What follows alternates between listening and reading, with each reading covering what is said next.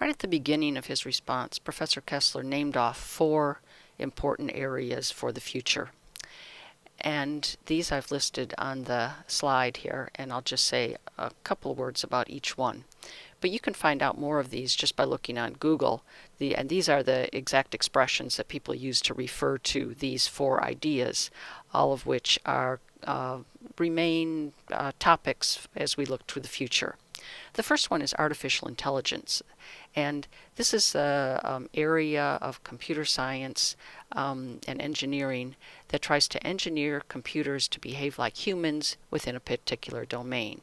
So anytime a computer seems to be doing something that's kind of smart, like returning the right information, like answering questions, like doing a whole host of kind of decision-making processes, there's some forms of artificial intelligence involved.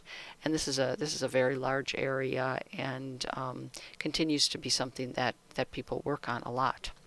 The second one is virtual reality, and that refers to an environment that affects the senses to make a person experience a location or sensation.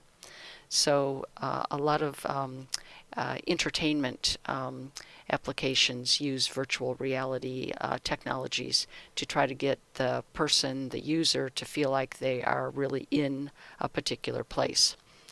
The third is big data, and this just refers to large collections of data that require analysis by computer.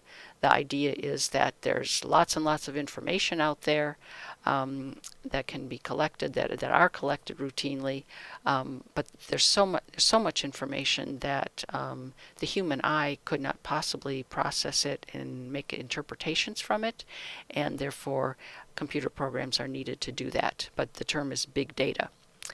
And the fourth one is the Internet of Things.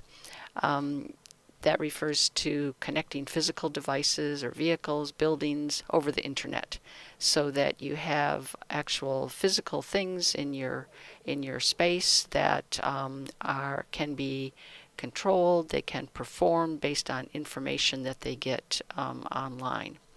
So these are expressions that you're likely to hear more about, and you might want to read more about. They're all really interesting research areas that are starting to have an effect on some of the applications that we actually have access to. And Professor Kessler talked about some of those.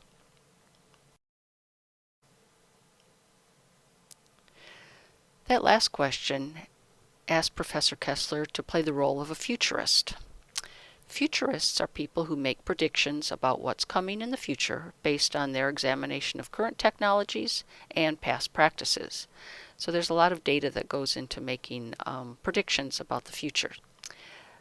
The question for us, though, I think, is, should English language teachers be futurists? Do we need to think about what's coming in the future? How much should the technologies and the predictions made by other futurists play into our thinking about English language teaching?